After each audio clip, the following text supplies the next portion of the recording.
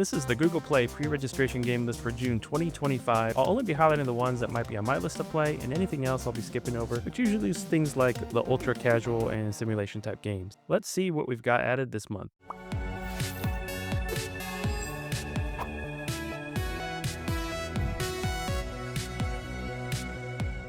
All right, getting right at the top here, we've got Rally Your Marvel Team. This is with Marvel Mystic Mayhem. It's a team-based tactical RPG, rated T for teen. It's by Exceptional Global, which is actually NetEase. So, I mean, with NetEase, I know that it's a controversial company. But they did make, of course, Marvel Rivals, but we'll see how it all pans out. I'm sure it'll be heavily monetized and probably filled with chat filters. We got Realm Rush, Brave the Chaos. This is an idle RPG. Probably not something I'm gonna look into very much, but I thought I'd highlight here just because I like to have a couple of real casual games every so often in my rotation, just for some time wasters, things like that. But I mean, it looks like okay-ish at this time right now. We're gonna move on down. Halls of Torment. I don't think I'm gonna be getting into this, but it looks like a really old Diablo 1 style clone. Not really sure. It could just be that maybe it's not fully developed enough yet, by the time they did those screenshots. Metro 2055 Last Day Survival. We've covered this for probably the last 3 months or so. It's a rated M17 by DV Survival Games, role-playing survival game. Not really sure when this one is finally going to launch. I think it might actually be overdue. Could be a little crazy. We'll see what happens with it. Indus Battle Royale Mobile, also another game that we've been mentioning for a couple of months now. This is kind of like a Fortnite-ish style clone, but there still isn't any new screenshots, and I think the trailer is still the same one, so I have no idea how good or how bad this game is going to be. I really wish they released a little bit more information on it. We got Fate War. This is looks like an RTS strategy game. This one is a portrait style though. It kind of looks like it might be a little bit of fun. This one, can't remember who it's by. Let's take a look here. IGG.com. Yeah, they've actually made quite a few games. Let's see what we got on the list. Oh, so they did Mythic Heroes. It's another idle RPG. There's quite a few here. Most of these I think are, these reviews are kind of weird though. I mean, these are really high review ratings and I'm a little skeptical of that. I would say that they make pretty casual games. Sonic Rumble, been on here for a while by the Sega Corporation. This is an action platformer, multiplayer style Sonic Universe game. Still coming in, not really sure when. I'll have to double check that. Pixel Knights idle RPG. I had this one on my casual list for a little while, but I think I'm gonna kind of more interested in playing. I mean, there's only so much time for each thing. Kaiju number 8, the game. I mentioned this one last month. I think last month was when it actually came up on pre-registration. Looks pretty interesting based on an anime there. I'm not too familiar though with that universe, but it does look like it could be really cool. Pixel Starships 2. This is rated E for everyone. This is by Savvy Soda. Now, the other game they made, of course, is the first Pixel Starships. I never played it. The trailer for this is a little bit vague. The screenshots show some type of resource building collection, but they don't really show you if anything happens with the space battles. From what I understand, it's supposed to, so I just don't know how those play out or anything because I never played the first one. But anyways, that's coming in here. It looks like it might be kind of neat, especially for a space game. There isn't too many really good space games on Google Play. Super Milo Adventures. This is a retro adventure game rated E for everyone. This is by Ludabyrum Interactive. I believe they're in the Netherlands. I looked them up before. Now, I took a look at the video trailer, and honestly, the controls seem like they're going to be a little bit wonky, but I don't want to throw too much shade at the game. I mean, overall, the style seems pretty endearing, so it might be something that I do want to check out. We got Raising Reincarnated Sword Mage. This is an idle action RPG. They have it labeled as a simulation. Sometimes I don't know why they label these games this way, but if you go into the details, they kind of tell you a little bit more. Rated E for everyone by Lunosoft Inc. Now, this is a casual idle RPG, but I thought I would throw this one in here too because it's the same people that did make that Necromancer game this year, which only came out a little bit ago. And unfortunately, that one didn't do very good as of right now. The trailer though for this one is only 30 seconds long, so it's hard to get an idea of how the game is completely supposed to be. But it might be one of those okay casual time wasters that I talked about. So I probably won't cover on the channel, but I might be interested in just having it in my rotation. We got DC Worlds Collide. This is probably going to be a big one. Now this one's by Warner Brothers here. You've got engage in epic battles and lead your team of DC characters to victory. Now if I remember here, this one has a single player campaign and PvP, uses a 5x5 squad.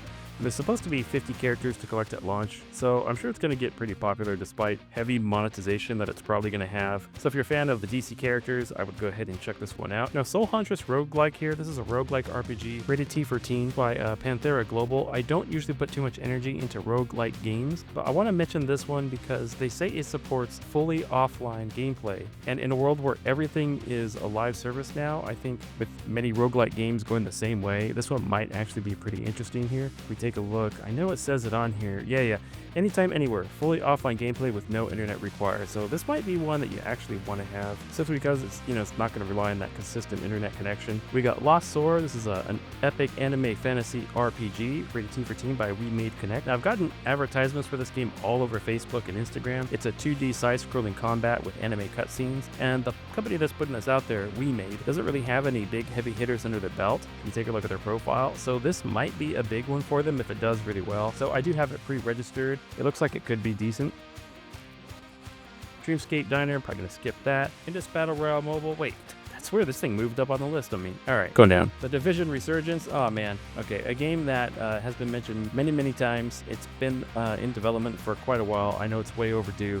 It's a Division game for mobile. Have no idea when it's finally supposed to come out. Tactical multiplayer shooter, you know the drill. So we'll just keep going down here. Yu Yu Hakusho Slugfest. Okay, now this is kind of cool. This one here is supposed to have the original voice actors, and I can't remember who is doing the anime art style, but there was supposed to be a lot of attention to detail that's gone into that. I don't know if it's a retelling of the original story or it's supposed to be completely based on the original story or not, but if you're familiar with this anime, it goes way back. It was like in the 90s, I think. So this might be something that you want to look for if you have actually watched the anime or you read the manga or whatever the case is. So anyways, this one's coming out. It just came up on the list, I noticed not too long ago. King of the Fighters AFK, another Netmarble game. Super ultra casual though, but based in the King of the Fighters universe. Also been on the pre-registration list for quite a while. Have no idea when it'll finally hit, but it looks like I might have some time dedicated to this just because of the fact of the universe. It goes way back, something that I've been into for a while. We'll take a look. Now, Elysia the Astrofall, I think this is the other game that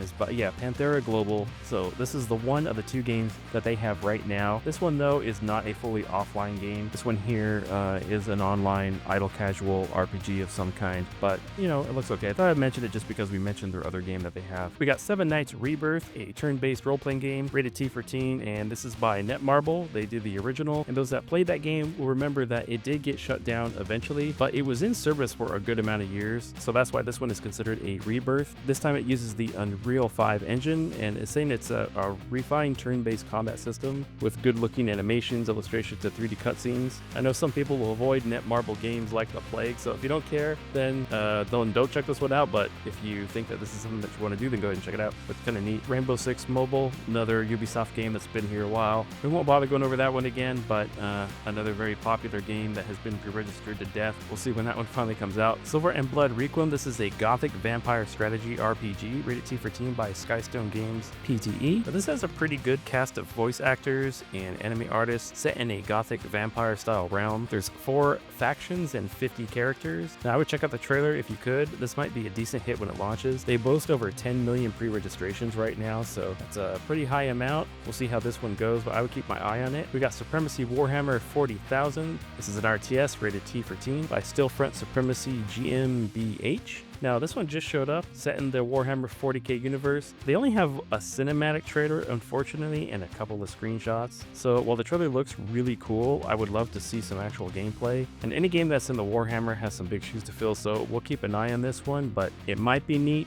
We'll have to just see how it goes. EA Sports FC Tactical. I'm not a big sports guy, but if you like soccer, then you got that one there. Spirit Girl Idol. I touched on this one, I think, the last couple of months. This has been on my casual list. I might look at that one. Persona 5, The Phantom X. This is a RPG. This one is rated M17 by Sega. Now, this is the first Persona mobile game set in the Persona 5 universe. I think also the first Android-based Persona game. So it should have some turn-based combat, really good 3D visuals, all that. I'm sure a lot of you want to check this out if you've been a fan of the series. It's definitely a series that's been around a while. And with that, we're at the end of the list for this month. We had a slightly larger number of games now that we're hitting the halfway point of this year. Be sure to check out the pre-registration list regularly since it can be updated at any time. If you're a fan of any of those upcoming games, let me know in the comments or what you're looking forward to, and I'll try and keep an eye on it for you. I thank you for watching and supporting the channel. This has been Blue Screen of Tech, and I'll see you in the next game.